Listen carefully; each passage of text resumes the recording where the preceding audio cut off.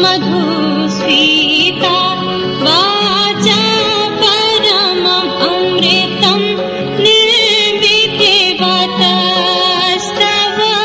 ब्रह्मन् किं वागपि सुरगुरोर्विस्मयपदम् मम त्वेतां वाणीं गुणकथन पुण्येन भवता पुनामीत्यर्थेऽस्मिन् पुरमथन बोधिर्व्यवसिता तवैश्वर्यं यद्यज्जगदुदय रक्षा प्रलयग्रात् त्रयीवास्तु व्यस्तं तिस्रशुगुण भिन्नासु तनुषो अभद्राणाम् अस्मिन् वरदरम् नीयामरमणीं विहन्तुं व्याक्रोशीं विदधत इहैके जरदिया किमिहा किं काया सखलु किमुपायस्त्रिभुवनम् किमाधारो धातास्त्रजति किमुपादानमिति च अतर्क्यैश्वरि ये प्रयनवसरदुःस्थोहत धिया कुतर्कोऽयं काश्चिन्मुखरयति मोहाय जगताम् अजन्मानो लोका किमवयव मन्तोऽपि जगताम् अधिष्ठाता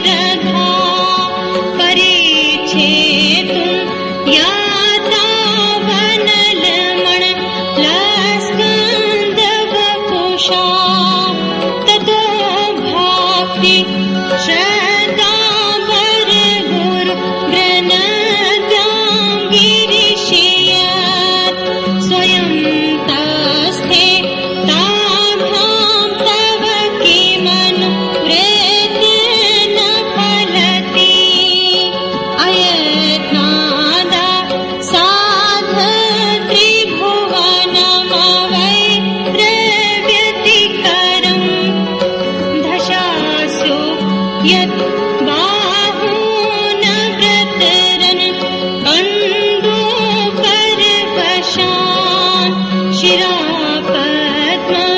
श्रेणी रचित चर नाम गरुह भले स्थिराया सद भक्ति स्त्रीपुर हर विस्फूर्जितमिदम् अमुष्य तत् सेवा समधिगत सारं भुजवनम् बलात् कैलासेऽपि त्वदधिवसतौ विक्रमयता अलभ्यापा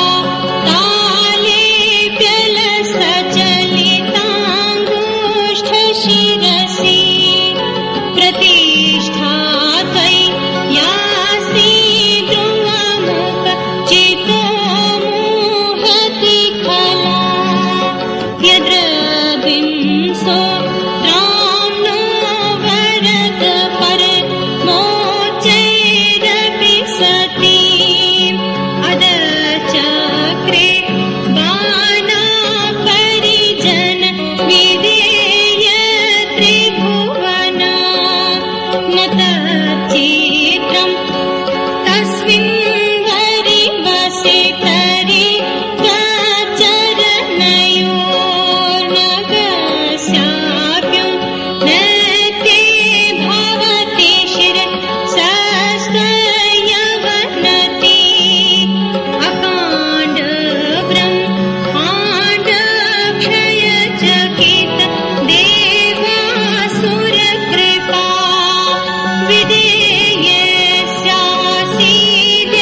विधेयस्यासीद्यस्त्रिनयन विषं संहितवत सकलमाशा कण्ठे तव न कुरु तेन श्रियमहो विकारोऽपि शिलाधो भुवन भय भङ्गो व्यसनिना असेदाथा नैव क्वचिदपि सदेवासुरनरे निवर्तन्ते नित्यं जगति जैनो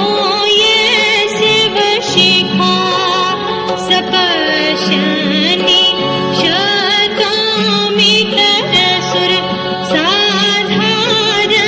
साधारणमभूत् सुम्रासुमृतव्यात्मा नहि वशिषु पथा परिभवा महीपादा घाताग्रजति सह सा संशयपदम् पदं विष्णोर् भ्राम्यद्भुजपरिग रुग्णाग्रहगणम् मुहुर्दौदौस्तं यात्यनभृत् जटाताडिततटा जगद्रक्षा यै त्वं नटसि ननु वामैव विभूता वियद्यापि तारागणगुणित फेनोत्तमरुचि प्रवाहो वा राम्या पृषतल मुद्रष्टा शिरसि ते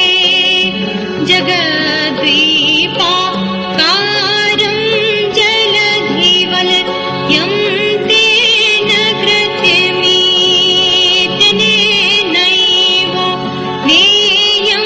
द्रतमहिम दिव्यां तव वपु रथाक्षोणि यन्ताशतधतिर्गेन्द्रो धनुरथो रथाङ्गे चन्द्रार्को रथचरण पाणिशर इति दिदक्षोस्ते कोऽयं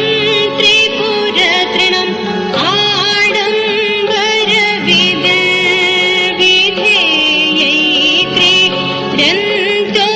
न खलु परतन्त्राप्यभिजातः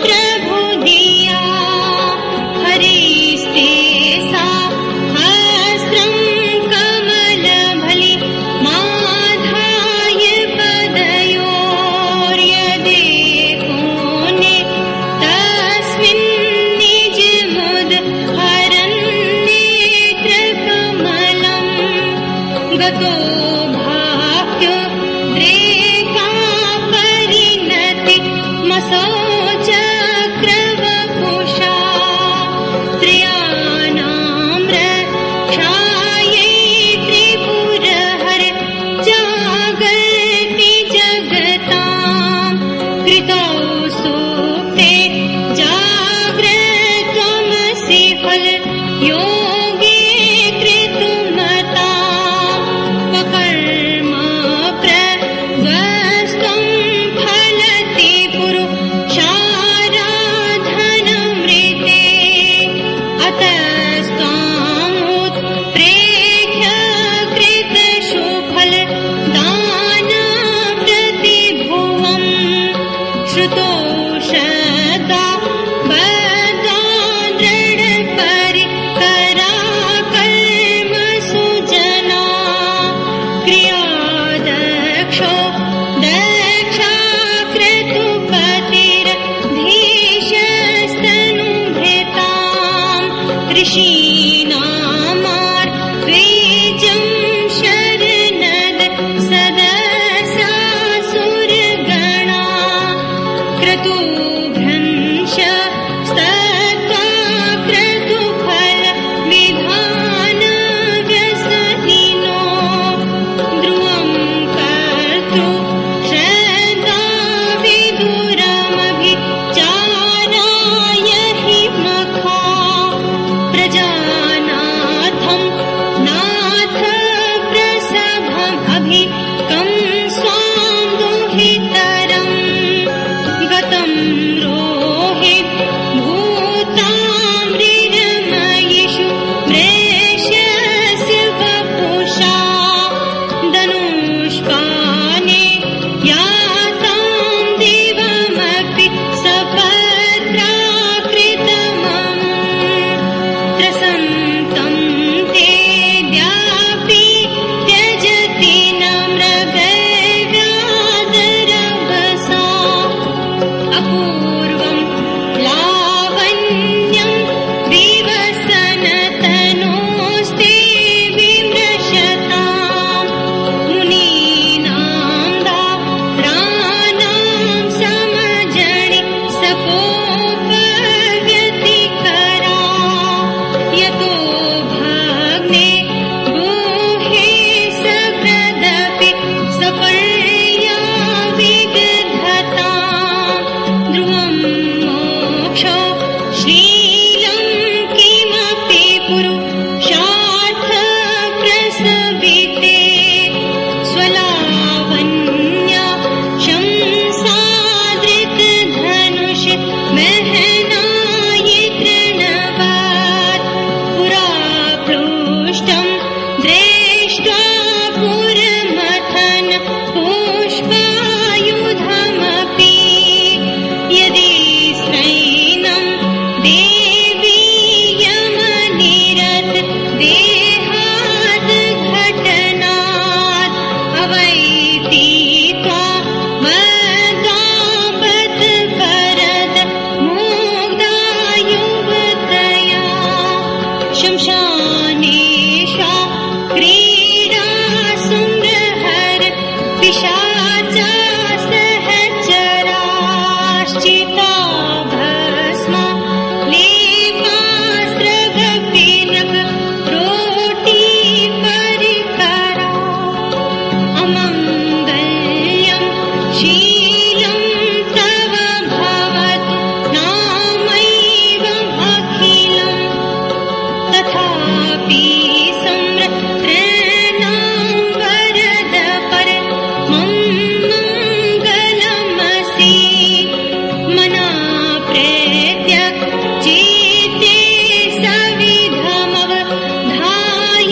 सविधमवधायातमरुता प्रहस्यद्रो माना प्रमदसलिलोत्सञ्चितदृशा यदा लोक्या नादं हृदयैव निमज्जामृतमये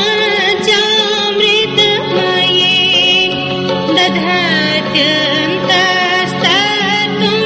किमपि यमि न स्तत्किल भवान् त्वमर्कस्त्वं सोमस्त्वमसि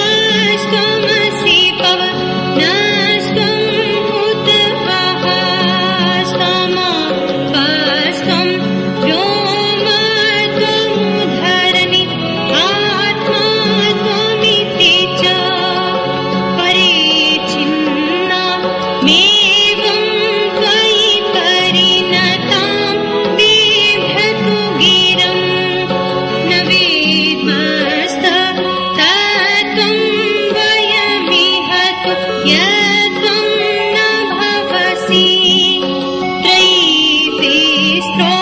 वृत्तिस्त्रिभुवनमथो त्रीनपि सुरानकाराध्यैर्वर्णे स्त्रिभिरभिदधतीर्न विकृति तुरीयं ते धाम ध्वनिभिरनुरन्धानमनुभिः समस्तव्यस्तं त्वां शरणद गृह्णात्योमिति पदम् भवाशर्वो रुद्र पशुपति रथोग्रसः महास्तथा भीमे शानाविति यद् विधानाष्टकमिदम् अमुष्मिन् प्रत्येकं प्रविचरति देवश्रुतिरपि प्रियायास्मै दाम्ने प्रणिहित नमस्योऽस्मि भवते वपुष्प्रादुर्भावादनुमित इदं जन्मनि पुरा पुरारेणैवाहं क्वचिदपि भवन्तं प्रणतवानमन्मुक्ता सम्प्रेत्य तनूरहम् आग्रेप्यनतिमान् महेक्ष्यख्यं दैव्यं तदिदमपराधद्वयमपि महेक्ष्यख्यं दैव्यं तदिदमपराधद्वयमपि महेक्ष्यख्यं दैव्यं तदिदमपराधद्वयमपि नमो नेदिष्ठाय प्रियदव दवेष्ठाय च नमो नमक्षोदिष्ठाय सुम्रहर महिष्ठाय च नमो